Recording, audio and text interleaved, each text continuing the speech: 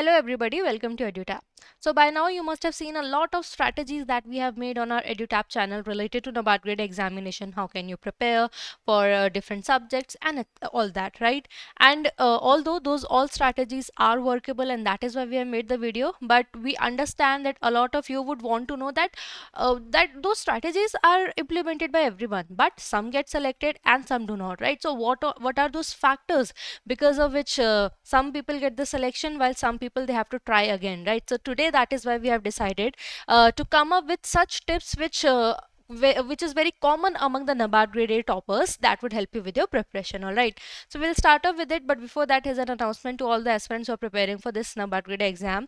If you have any query related to organization, what will be your role once you join the organization, or all about the recruitment process, you can download these e-guidebooks which are free of cost. Here we have mentioned everything, for example, about the recruitment process, how many phases are there, what is the pattern of each phase, what is the syllabus, what is the previous year cutoff. It tells about the difficulty level of the examination. And also we have also given some steps that you can follow on your own if you're going for self preparation. That will definitely help you in the examination. So do not miss the opportunity. You can download these e-guidebooks which are free of cost, and the link it is provided in the description box below. ठीक है, चलो अब जल्दी से बात करते हैं. What are those 7 tips that will definitely help you, which help toppers also to clear this examination with the flying colors? Starting off with the first one is, it is very important. Almost all the toppers, I would say, in fact all the toppers, they have emphasized on this factor that even before starting your preparation, it is very important to understand that what is this exam pattern all about, to deeply analyze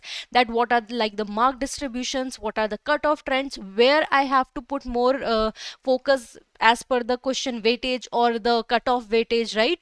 For example, in phase 1, if you see, in all the sections we have highest cutoffs, which usually it goes for the ARD section, right? If you compare for ESI, general awareness, it is 2 3 3 4, but in ARD it is 6 7 marks, right? Around 6 7 has been the cutoff, average cutoff for the past, if for 5 years, if we look at the trend, right?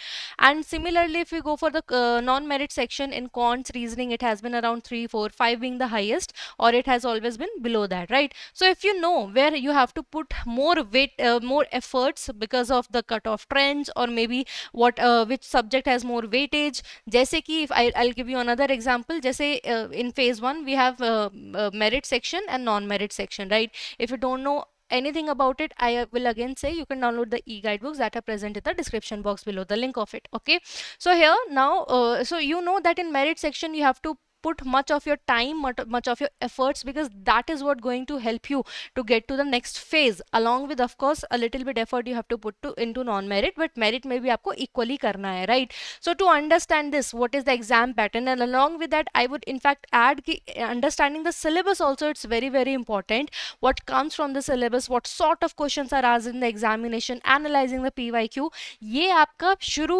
होना चाहिए, इसके बाद आपकी preparation start होनी चाहिए. ठीक है, so that is one thing. Second tip which toppers have given, that is to prepare for phase 2 alongside with phase 1. Do not wait कि जब मेरा phase 1 clear होगा, when I will clear phase 1, then only I will start my phase 2 preparation. Why? Because let me tell you, between phase 1 and phase 2 you get approximately 1 month. It can be plus 10 days, but approximately 1 month you get. And in that also, this 1 month period also includes the time period that the institution will take to declare result.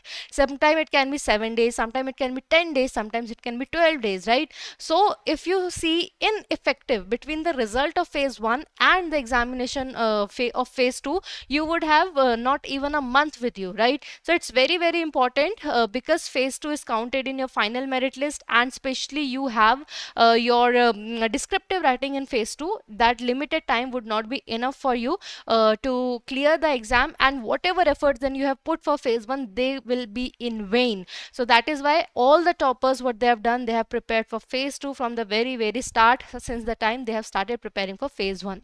Another is about to limiting your resources from where you are going to study. Usually what happens, because a lot of videos are there on YouTube, right? Recommending you very good, very good books, etc. Even if 10 toppers are there, it can be 6 toppers are recommending one type of book, right? 2 toppers are recommending another type of book, and so on. So what usually as an aspirant, what you do, you keep on then running behind the sources, whatever whichever topper is saying, because you don't want to risk anything. But in that, what happens, you just keep on collecting the content, but you do not have time to read, revise, and retain the information. So toppers have recommended कि देखो whatever you one or two sources, first take time to research on the resources wherever whatever you find comfortable, and once you have selected the resources, or the sources, the next thing is to limit to them. Now stick to them, read them, revise them at least 4 or 5 times, so that your retention can be better instead of just running behind new content. Okay. And another, let me tell you, and honestly, there are a lot of videos on a YouTube channel only. You can watch it along with the toppers. Here, maximum times what we have seen, that a lot of people who have cleared the exam, they could not clear previously because they took the English descriptive paper lightly. Because usually what happens, because English is something which most of the people, they are comfortable in from the very young age, because we have been learning English since our school, since our like nursery, I would say, right? From the kindergarten age only we are learning. So a lot of people, they are comfortable in English, and that is why they don't practice for paper 1 of phase 2, which is of your descriptive English, right? And then when they could not clear, and when finally their scorecard came, they realized that they lacked in descriptive English, right? See, let me tell you, descriptive English can actually be make it or break it for your examination. Why? Because if you see, it is a easy scoring subject if you have practiced a little, right? But if you just become casual, here you can actually lose a lot of mark. Okay. So it's very important, आप time management अच्छे से करो. You've been asked one essay in the exam, one pressy writing is asked, and also one letter is asked to be written, right? So please practice this, so that in examination you can just quickly complete this, and you can actually score good amount, which can add up to your final merit list. Next, and I would say very important, is to solve mock test regularly. Toppers have advised that whatever you are learning and revising, that's a one thing, and in fact you're retaining also, right? But how would you understand that you actually implement it or not? What happens usually when in the examination you look at the 5 option, you can skip, you can easily able to understand, okay, that these 3 options are not the one, but sometimes you get stick into, right? So by solving mock text regularly, you will have the clarity that how much properly you have understood that concept or not. Maybe you have understood some different context of that particular chapter, and when in the and you have revised that, and you remember that also, but in the examination you got confused, you got slightly confused, right? So why to risk that chance? That is why it has been observed, and again this is something which I would say 99.9% of toppers have said, that mock test जो है वो तो करना बहुत ज़रूरी है. Consistently करो, analyze करो mistakes, and especially for phase 1, where we know that there is concept of merit, non-merit, and in non-merit you don't have to invest much of your time. So if you regularly solve mock tests, you would have clarity, especially for reasoning and quants, and English in phase 1 and descriptive English in phase 2. ठीक है. Then next is to make notes in bullet format. ठीक है. Many of the toppers have said that what they used to do for every syllabus or for every chapter, they have made like one liners, so that before examination they can have a quick revision, or sometime for, like for example, for any scheme. Now you know that schemes are very long, so they have just write down the scheme name, and with one word they have just written all the information, so that you can have that quick revision. Okay.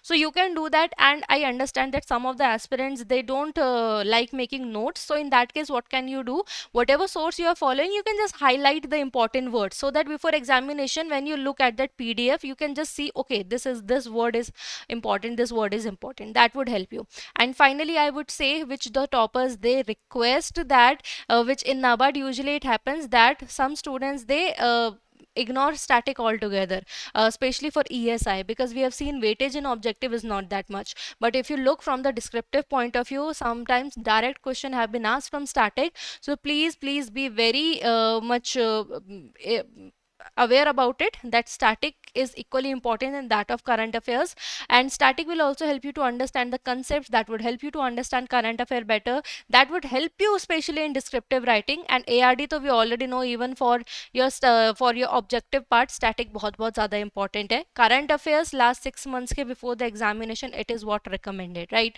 So that was all about the 7 tips. I have tried to include such unique ones which are not very common, so that you can get the understanding what toppers have gone through, right? Or we have a lot of topper talks also on our YouTube channel. You can watch that also. And I also want to say that we are also offering some courses for NABARD Grade A examination. If you are interested, you can click on this particular link, right? And when you click on this, you will land to this particular page. That's our website. And if you scroll it down, everything has been detailed mentioned, what are the things that you can buy from in the course, right? So we have a silver course, we have gold course, and we have also the test series that is currently going on. Dekho, currently it's like 70% for the weekend, but see, it might be that when this video is published, there can be some different code at that time. But do not worry, we keep on having those code. You can also join a Telegram channel to get aware that what are the recent offers that we are having. ठीक है, तो 2025 का course है. If you want to go for 2026, you can also go for that.